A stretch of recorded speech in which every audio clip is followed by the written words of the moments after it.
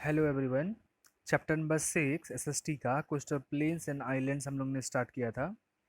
Lecture first में हमने पढ़ा था कोस्टल प्लेन्स क्या होते हैं उसके बारे में। फिर कोस्टल प्लेन्स के कितने टाइप्स हैं उसके बारे में पढ़ा था कि इंडिया में कोस्टल प्लेन्स कौन कौन सी जगह पे पाए जाते हैं। तो ये मैप हमने डिस्कस किया था, अगर आपको याद हो।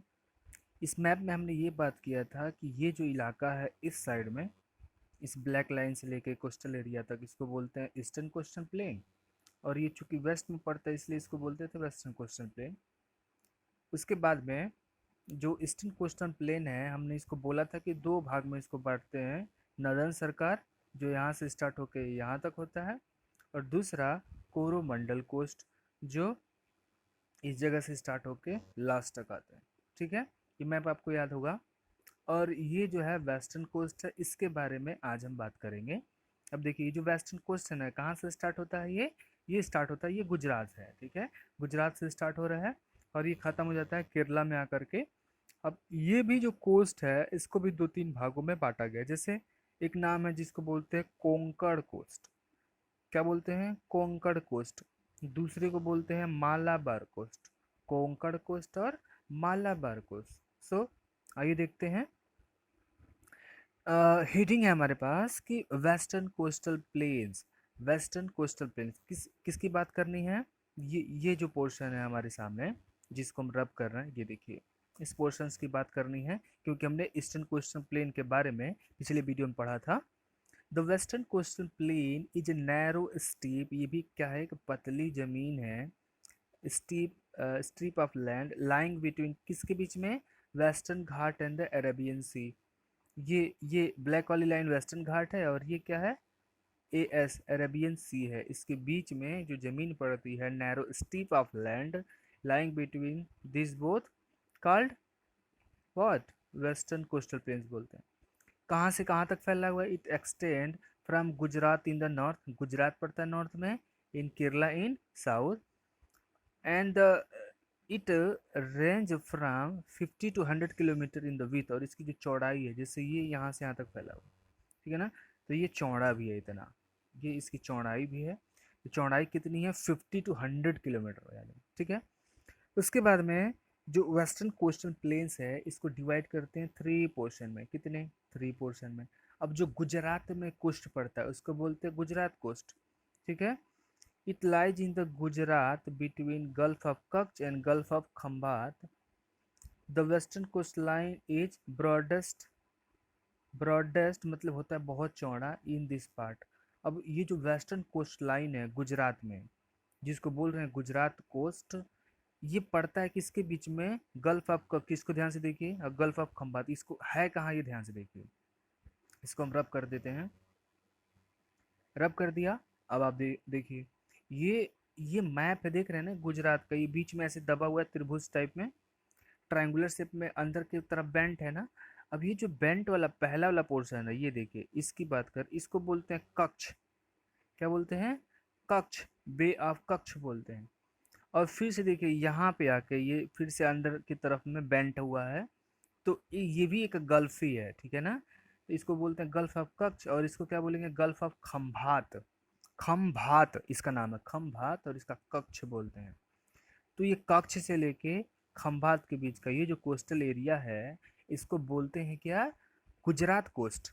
और ये जो गुजरात कोस्ट, इसकी जो चौड़ाई है बहुत ज़्यादा है, वाइडर है बहुत ज़्यादा। समझ गए? कच्छ पड़ता है, गल्फ ऑफ कच्छ कहाँ पड़ेगा? नॉर्थ साइड में। और सदर्न साइड्स में कौन है? फिर देखिए मैप में, जब नोट्स बनाएंगे फिर ये मैप बना लीजिएगा। और ये कच्छ हो गया, कटिहार कच्छ हो गया, और फिर से ये जो हो गया इसको अब बना लेंगे दोनों को।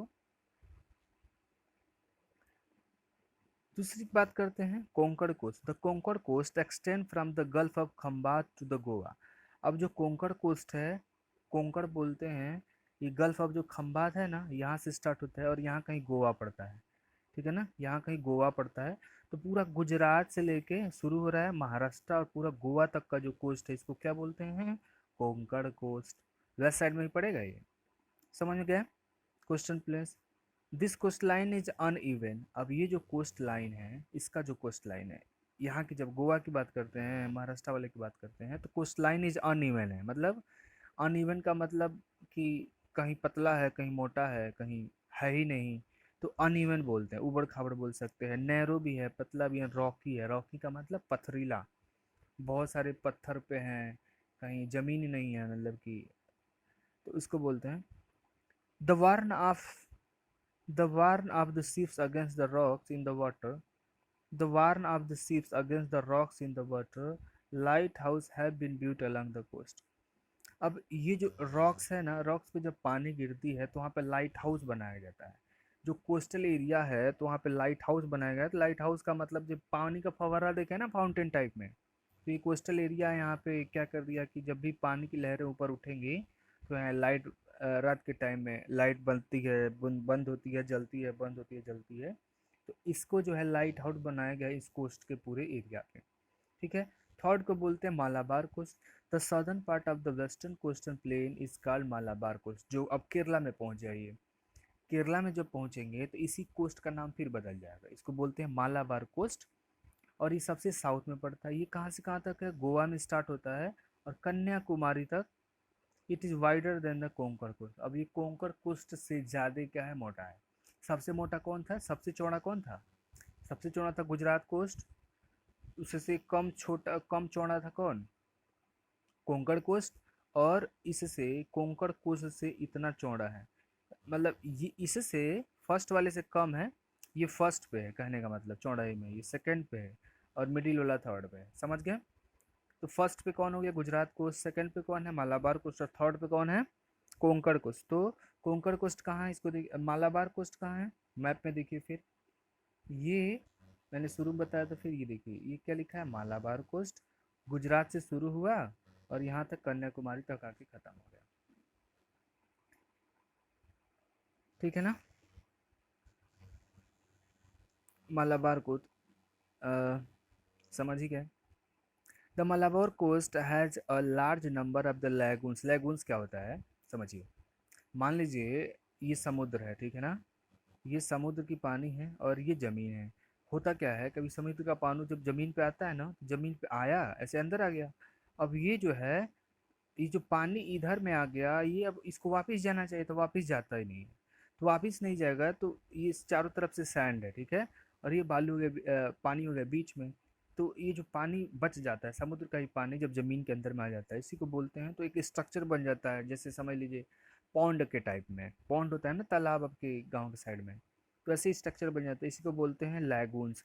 और जो समुद्र होता है उसके पानी में साल्टी वाटर होता है। साल्टी वाटर का मतलब, साल्टी वाटर का मतलब कि उसमें नमक की मात्रा ज़्यादा होती है। तो चूंकि लैगून्स भी समुद्र से ही हो रहा है, तो इसका भी वाटर क्या होगा, साल्ट वाटर लेक्स होगा। No more, lagoons are the backwater of the sea. Lagoons जो होते हैं वो भी किसके पानी है, बैक वाटर है सी के। मतलब कि जब समुद्र आगे या पीछे की तरफ होती है तो पानी जो इकट्ठा हो जाता है उसको बैक वाटर बोलते हैं। Backwater of the sea. They are the small shallow lakes. ये क्या है, छोटे छोटे क्या होते हैं, स्मॉल सैलो लेक्स होते हैं। Cut themselves off from the main sea. अपने आप को क्या कर लेते हैं, सी से अलग कर लेते हैं। They are connected with one another by canal. अब अलग अलग यहाँ पे जो लैगून्स बने होते हैं उनको एक दूसरे से नहरों के द्वारा, कैनाल्स के द्वारा जो है कनेक्ट किया जाता है। और इसके अंदर में आप बोट चला सकते हैं, स्टीमर चला सकते हैं, जो कि वो नहीं चलती है नाव, अगर कोई इलेक्ट्रिसिटी से चलती है उसको स्टीमर बोलते हैं, या फिर उससे भी चल सकती है डीजल वगैरह वगैरह से, तो स्टीमर बोलते हैं वहाँ पे जाने के लिए। अब यहाँ पे भी बहुत सारे रिवर्स, जैसे हमने ईस्टर्न कोस्टल प्लेन पे देखा था रिवर्स के बारे में, फ्लो होती हैं। तो वेस्टर्न कोस्टल प्लेन्स में भी रिवर्स फ्लो होती हैं। कौन कौन सी? तापी, नर्मदा, मंडावी, जूरी। अब तापी कहाँ से निकलती है, नर्मदा तापी तो पता ही होगा, मध्य प्रदेश से निकल के अरेबियन सी में जाती थी। ये मांडवी नदी और जुआरी नदी, जुआरी निकलती है आपकी गोवा से, और मांडवी जो है गोवा और महाराष्ट्र के बीच में पड़ती है, वहाँ से निकलती है अरेबियन सी में, अपना वाटर डिस्चार्ज करते हैं। तो इनका अपना में याद रख सकते हैं। ठीक है। और इम्पोर्टेंट शहर कौन कौन से हैं इस कोस्टल एरिया पे? तो सबसे बड़ा शहर मुंबई, अहमदाबाद गुजरात में, मुंबई महाराष्ट्र में, तिरुवनंतपुरम केरला में, सूरत गुजरात में, कोचीन केरला में, पणजी कहाँ पड़ेगा, गोवा में, are the important city of the Western Ghat वहाँ के जो है घाट्स हैं, समझ गए।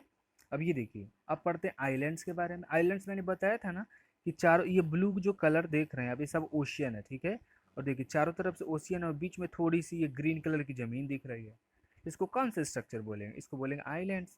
तो इंडिया में भी दो आइलैंड्स हैं। तो एक को बोलते हैं अंडमान निकोबार, ये पड़ता है कहाँ पे? ईस्ट साइड में पड़ेगा, बे ऑफ बंगाल में।